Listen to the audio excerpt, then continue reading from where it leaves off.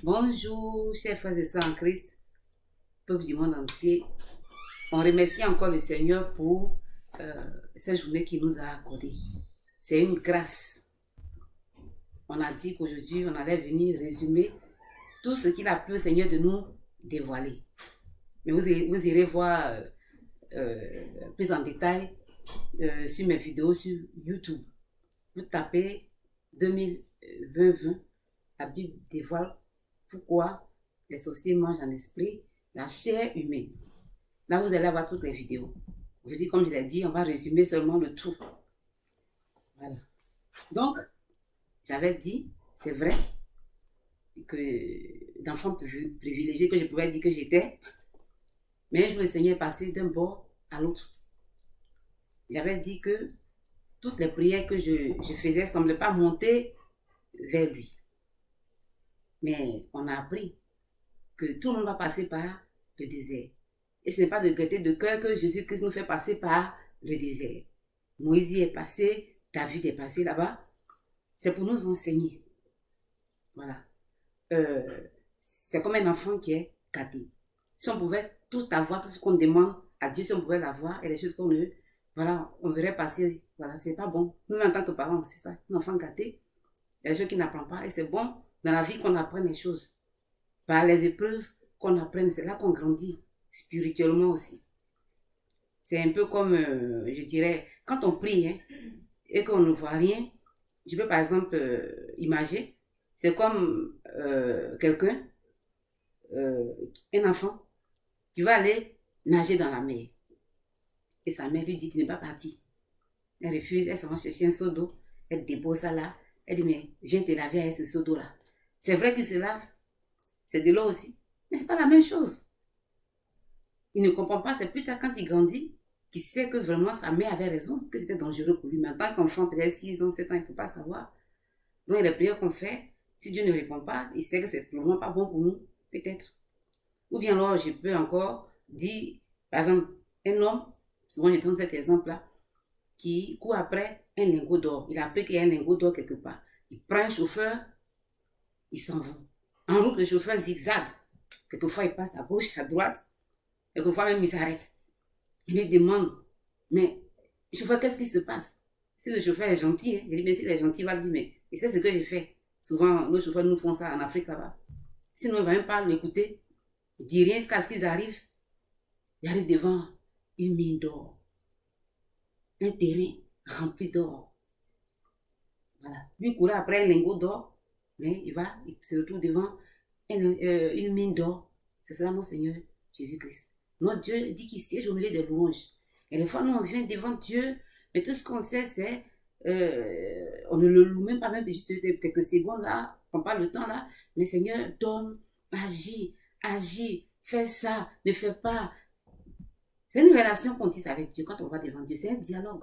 On peut s'arrêter et puis dire, mais à Dieu, je dis, Seigneur, je sais que j'ai mes besoins, mais je mets ça de côté. Mais qu'est-ce que tu veux de moi? Qu'est-ce que tu attends de moi? Qu'est-ce que tu veux de moi? Allez évangéliser là. Dieu n'a pas besoin de nous en tant que tel, mais il nous demande de le faire. Aller servir nos semblables, il nous demande de le faire. Dieu s'est jonglé des louanges. Nous-mêmes qui sommes des êtres humains. Regardez, quand on chante les louanges des gens, des griots, on dit en Côte d'Ivoire, on parle d'Atalakou. Les gens sont contents. Je me rappelle qu'une fois, j'étais allée en Côte d'Ivoire et mon frère m'a invité, on est dans un maquis. Et les jeunes gens qui chantent là, ce qu'on appelle Atalakou, je crois, Woyo, un truc comme ça, tout là, ils sont venus, ils chantaient, ils lui disaient qu'il était beau et que son nez ressemblait à une carotte qui avait poussé dans le désert. Imaginez vous-même, mes amis. Un nez qui ressemble à une carotte qui a poussé dans le désert. Mais c'est quelque chose de rare et surtout très beau. Mais mon frère était très content qu'il a vidé dans sa poche tout ce qu'il avait, les pièces, il leur a donné parce qu'on lui a, me voilà, dit des choses agréables qu'il voulait entendre. Après, c'est moi encore qui ai fait les frais parce qu'il devait lui payer le transport. Mais donc, vous voyez un peu, nous-mêmes qui sommes des êtres humains. Là, les hommes nous blaguent. C'est pas toujours tout qui est vrai. Mais Dieu, on ne peut pas blaguer Dieu. Mais on sent que Dieu, il aime la louange. Il aime vraiment la louange. Mais quand on va maintenant, là même, on entend des gens qui viennent, feu, Aussitôt, feu. On ne sait même pas si on a habilité à envoyer le feu. Peut-être que tu viens de commettre l'adultère. Peut-être que tu es là, tu es rempli de rancune, même avec ton frère, avec qui tu es en train de prier là. On n'a pas tout ça, on ne l'a pas, mais on envoie le feu. J'étais allée récemment là, en Côte d'Ivoire. Il y a un truc que j'aime beaucoup maintenant, c'est que les pays francophones, là, les gens parlent l'anglais. Et c'est vraiment bien. J'ai vu une dame là, de certain âge, un âge avancé, qui ne savait même pas bien comprendre le français, mais elle aussi était là-bas déjà. Mais elle parlait aussi en anglais. J'écoutais là-bas. Jesus! Fire! Fire! J'étais là, je me demandais, je dis, attends, elle dit Guinness, bon, on est à l'église quand même. Fire! Jesus! C'était mignon. C'était vraiment mignon. Mais des fois, il faut s'arrêter pour voir quand on va devant Dieu ce qu'on veut. C'est comme, je peux imaginer comme quelqu'un qui s'en va nager. Tu vas nager, il y a une façon de nager. Tu nages bien, tu regardes, tu vois. Il y a des gens qui s'en vont nager, mais il fait comme ça, il nage comme ça. Il nage. Il n'y a pas s'il y a un caïman qui vit, mais tu vas te noyer. Tu vas te noyer. Ou bien, j'avais dit que j'avais appris les arts martiaux dans le cadre de mon travail. Je ne pratique pas. Je suis une partisane de la non-violence, mais si tu vas te battre et que tu es là, tu te bats, mais j'ai vu des enfants quand on était petit qui se battaient, c'est comme ça, tu te bats comme ça, tu n'avais pas où tu t'en vas. Mais on va te frapper. Bon, si tu te positionnes de telle sorte que tu peux parer les coups, d'une façon de faire, tu viens, tu pars, ou bien en boxe, tu te positionnes de sorte que tu t'es protégé, tu pars les coups et tu donnes les coups. Sinon, tu n'es pas dans la position qu'il faut, mais on va te frapper. Donc, aller devant Dieu aussi, il y a cette façon-là de se présenter devant Dieu. Ne pas toujours venir demander. Et des fois, maintenant, là, et c'est normal, on va, on dit, il y a réunion de prière, bon, venez, on dit, tout va sortir aujourd'hui, Dieu fait. C'est vrai. On court après la santé, la richesse, et c'est normal, Dieu a dit de demander. Dieu a dit de demander, c'est vrai. Mais c'est pas seulement que ça. Et les gens, ils vont, Dieu fait son travail, ils sont guéris, mais après, patatrac. Soit ils rechutent bien parce qu'ils n'ont pas construit cette relation-là. Cette relation est basée sur du sable mouvant, et pas sur du roc. Oh, Dieu veut que nos relations soient basées sur du roc. Regardez un peu, parlant de louange. Quand on prend, je prends comme ça, hein, mais dans l'Ancien Testament, les enfants d'Israël, quand ils ont loué Dieu à Jéricho, ils m'ont dit que le mur de Jéricho est tombé. Vous allez dans 2 Samuel 22, je crois que c'est le verset 4. Quand David dit, je m'écris, loué soit l'Éternel, et je suis délivré de mes ennemis. Il n'a pas dit qu'il faisait par là. Il dit, je m'écris, loué soit l'Éternel, et je suis délivré de mes ennemis. Mais quand vous voyez tout le corps, là, la lecture, il y a eu beaucoup de choses dans la louange. Dieu siège aussi au milieu de la louange. À la fin même, Dieu a dit qu'il élevait les peuples là, qui s'humiliaient, qui rabaissaient ceux qui étaient orgueilleux. Vous prenez Jésus-Christ, il a toujours loué Dieu, plus son temps. Loué Dieu. Quand il partait ressusciter Lazare, glorifier le nom de Dieu, à plusieurs endroits de la Bible, on a vu ça. Dans l'Acte des Apôtres, les disciples de Jésus étaient en prison, en louant Dieu. Mais on dit que les chaînes de la prison se sont brisées. Et on voit dans l'Apocalypse que on va passer notre temps, les gens, louer Dieu. La nuit qui a été immolée est digne de recevoir louange, honneur, richesse, etc. Vous verrez ça. Donc, il y a des étapes dans la prière. Ce n'est pas seulement que de venir toujours devant Dieu et puis on demande. On demande, bon, c'est tout ce qu'on connaît.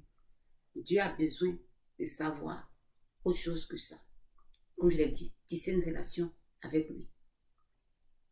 Tisser vraiment une relation avec lui. Moi, je dis souvent, hein, une chose que je vais le dire en français vraiment ivoirien. Quelqu'un qui nous a dit de le louer, que si on ne le loue pas là-haut, il va susciter des pierres pour le louer. Vous même voyez ça.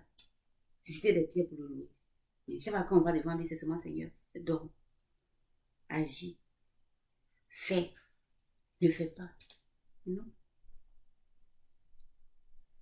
Quand je disais que tout est vraiment bloqué, je ne me suis pas vraiment découragée. Je dis, mais voilà, je change de façon de prier. Je le loue seulement. Mais c'est quand j'ai décidé, quand j'ai commencé à le louer là, qu'il m'a dit, qu'on me dit encore en français ivoirien, ma fille, c'est maintenant que tu as parlé bon français. Quand j'ai commencé à le glorifier, lui aussi il a décidé de maintenant de se glorifier dans ma vie.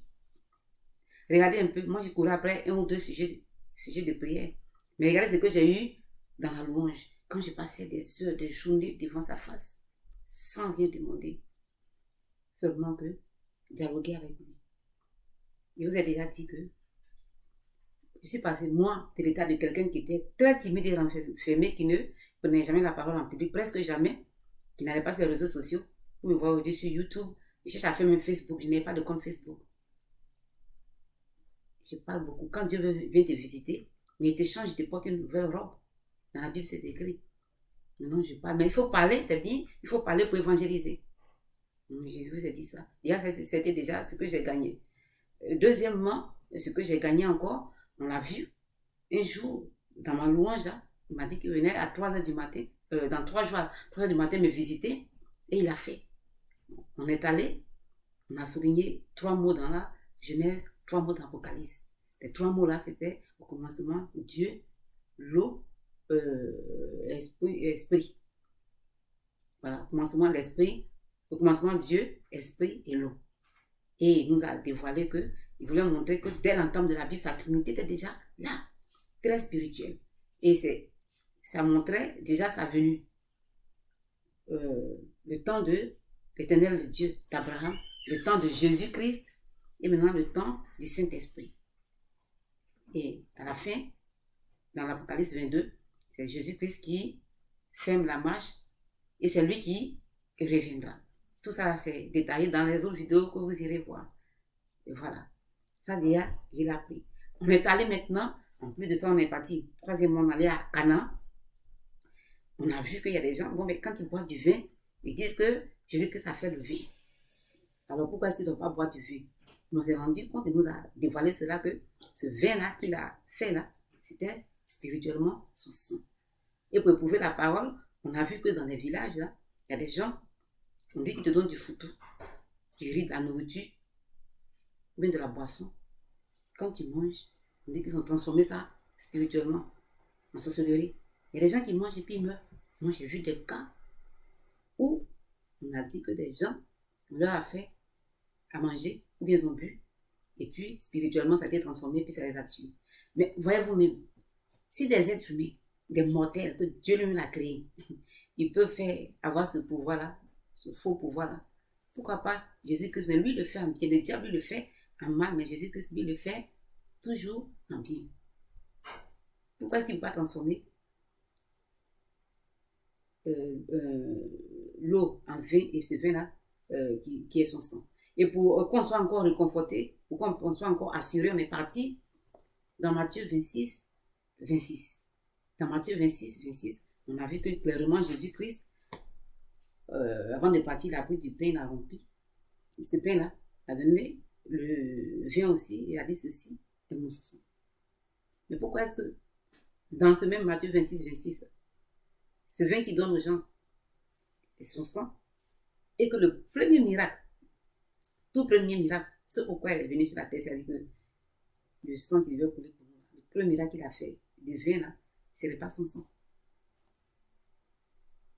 À la fin là-bas, là, Matthieu 26, 26, il a dit que c'est son sang. Au début, il a fait, le même vin a donné ça aux gens. Je parie que les gens qui ont bu ce vin-là, d'autres ont été guéris, et les stériles ont accouché. Je parie, je ne sais pas, mais je me dis que, très clair, s'il a fait à la fin, Dieu, il y a des choses qu'il ne dévoile pas au début, il n'a pas voulu le dévoiler. C'est pour cela. On a vu ça. On a vu aussi que le diable qui est un menteur, un usurpateur, un destructeur qui utilise toujours la parole qui renverse toujours. On l'a vu dans le jardin d'Éden. Il a fait à la femme, il connaissait la parole. Ça a aujourd'hui nous amener, aujourd'hui, où on est, à payer les pots cassés. Il a voulu prendre Jésus-Christ, lui-même qui est la parole, Dieu Tout-Puissant. Il voulait utiliser la parole et l'amener au plus haut sommet.